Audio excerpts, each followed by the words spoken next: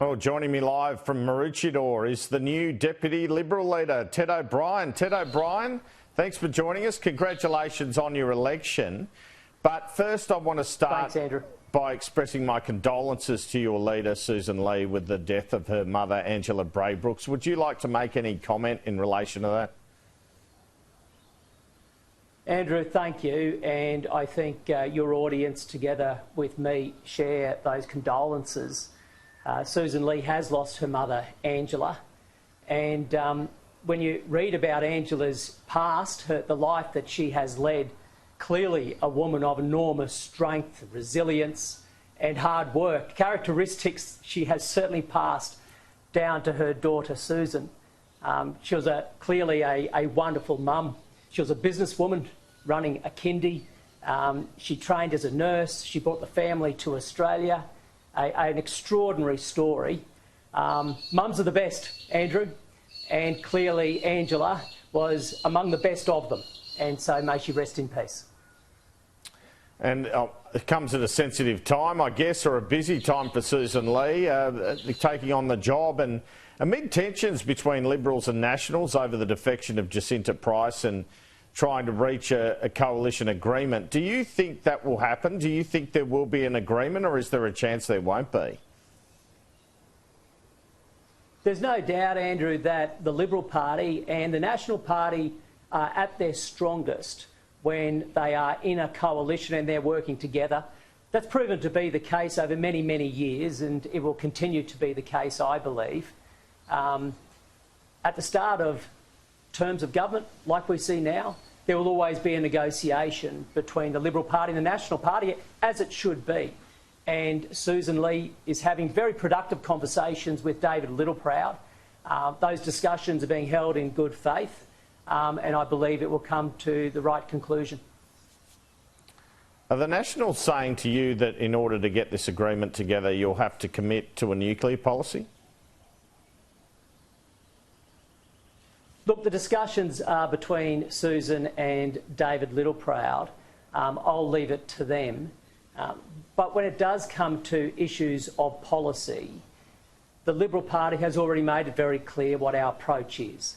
And that is we need to be listening to the Australian people. We'll be looking at the evidence and the data also as it comes in. And together we'll be drawing conclusions and formulating policy. That's the approach that Susan has rightly laid out. It's an approach which really speaks to being inclusive, being consultative and respecting the primacy of the Liberal Party room. That'll continue to be the case. You've certainly been very clear about that, but I wonder if the Nationals are, because there's a lot of talk there insisting you get rid of the net zero policy to stay together as a coalition. Is that true? Oh, look, Andrew, I can't speak on behalf of the National Party. And as you see at the end of each election, people come out and they express their views, and there's nothing wrong with that. It's not for me as a Liberal to judge the National Party, and I don't intend on doing so. I've heard the same reports as you have heard, and now is a time for us to be all reflecting on the election that's been and to learn the lessons from it. There's a range of views within the National Party, within the Liberal Party, and that's a healthy thing. We don't believe in groupthink. We believe in thrashing things out, and everybody should have a voice, not just within the party room, but indeed right across Australia, and that's our priority for now. Do you think David Littleproud will buy that? Do you think at the end of the day he'll say that's all right, but perhaps the sticking point then will be number of shadow ministries and what they are and the like?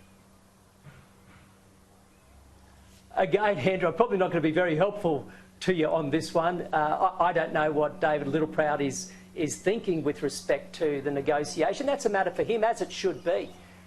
It's not for me as the Deputy Leader of the Liberal Party. Well, has Susan Lee consulted you? Has Susan Lee consulted you about the conversation she's had with David Littleproud? Susan is absolutely very consultative, and those consultations, as I'm sure you would respect, Andrew, will remain confidential. Well, just on that, I mean, you were a bit ambiguous at your first press conference with Susan about whether you'd want to take on the Shadow Treasurer role. Traditionally, you get to choose your portfolio. Will you be taking on the Shadow Treasury role, do you think? Those conversations continue to be had, Andrew. We haven't finalised them, and until they are finalised, I won't be preempting any has she promised it? Has she promised it to someone else? Has she promised that job to someone else? Whether it be for myself or for anybody else. In due course, Andrew, all of that will be made very clear. Ted, it's early days. We've had initial conversations. Let me ask you very, very bluntly, and it's sort of a yes or no question. Has Susan Lee promised the Shadow Treasurer job to someone other than yourself? I understand your wish for a yes or no answer to any question, Andrew, and I respect that. I really do. But again, my answer doesn't change. We are having these discussions at the moment. Susan and David are talking about the coalition agreement. There's further discussions to be had as decisions are made about the shadow ministry. I won't be preempting, whether it be my position or anyone else's position, through your program today. And that's no disrespect to you, Andrew. I know you're doing your job and you're asking all the right questions, but I'm just not going to give you the answer you like, I'm afraid. I mean, let me just ask you briefly, is there part of you which thinks being Shadow Treasurer is a job you'd like to do?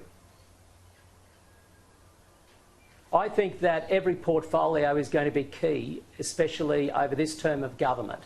And where we are fortunate as a Liberal Party, and indeed the National Party, is having such an extraordinary depth of talent, Andrew. And I am sad, in truth, to have lost so many fantastic, talented candidates and also colleagues at the last election.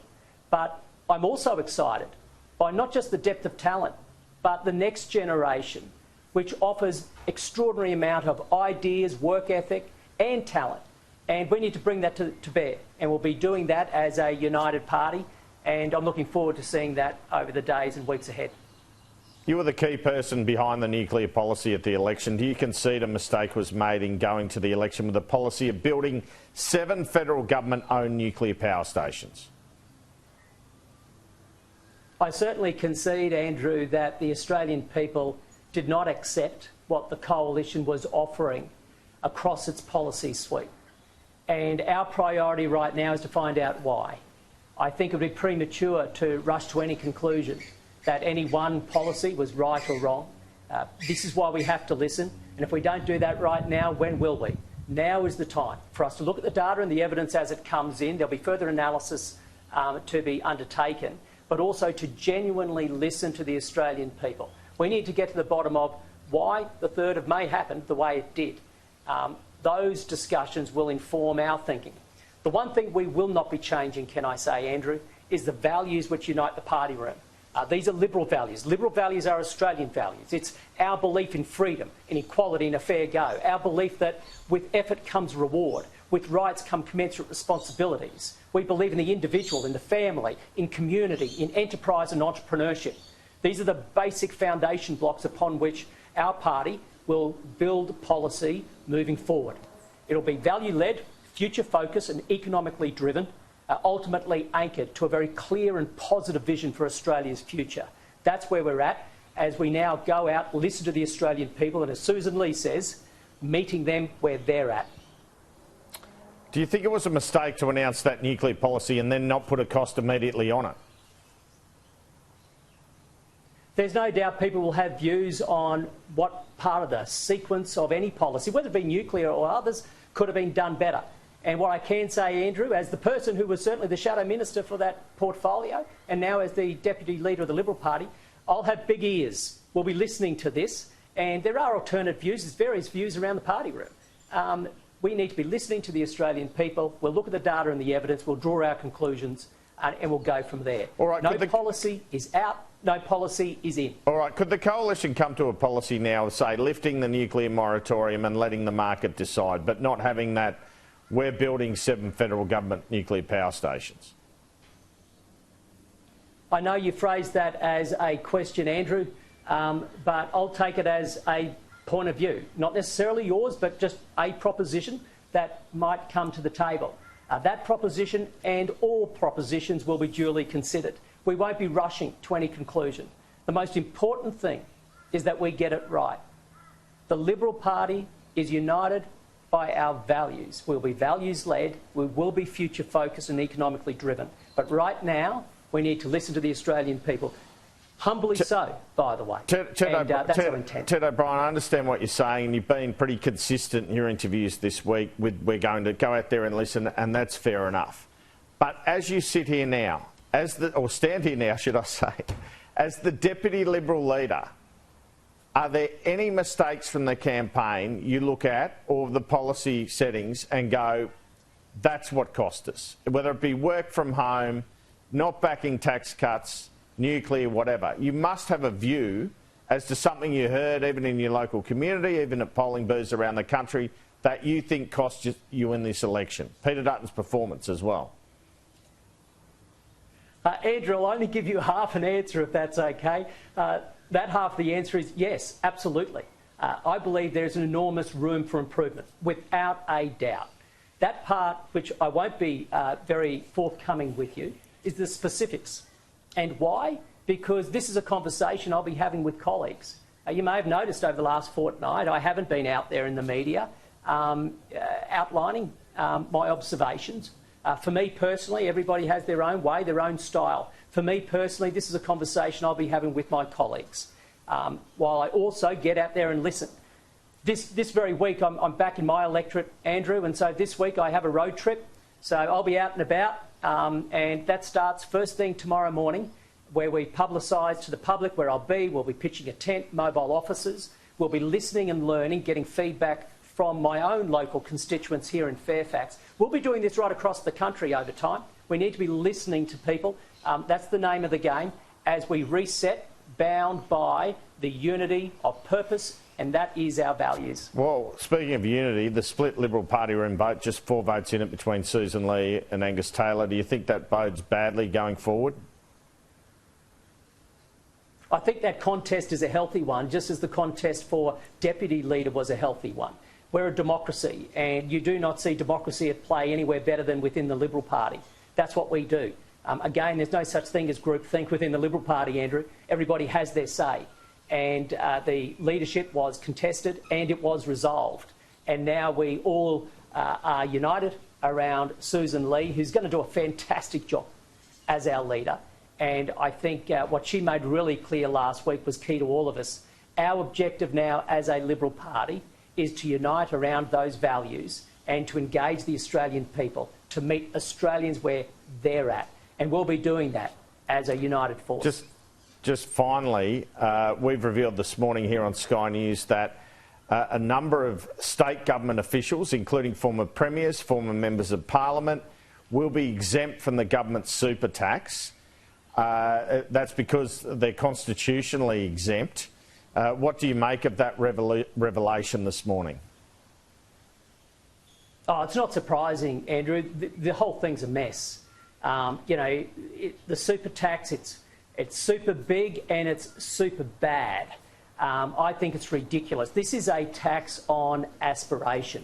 To tax unrealised capital gains, to make an investment and for the government to come in and tax you before you've received any gain, for a gain you may not even receive. That is unprecedented. It's a very dangerous start. For it to be not indexed means it is going to harm millions of Australians over time. The younger you are, the more you're going to be hurt, let alone for the second order effects. I mean, this super tax means that if you want to buy a home, this will hurt you. If you want to have a start-up, this will hurt you. If you want to work in a high-growth company, this will hurt you. If you want to invest in a high-growth sector, this will hurt you. I think the entire package has been ill thought through, and it is the mark of a government that hasn't done its homework. Ted O'Brien, thanks very much for your time. Thanks very much, Andrew. All the best.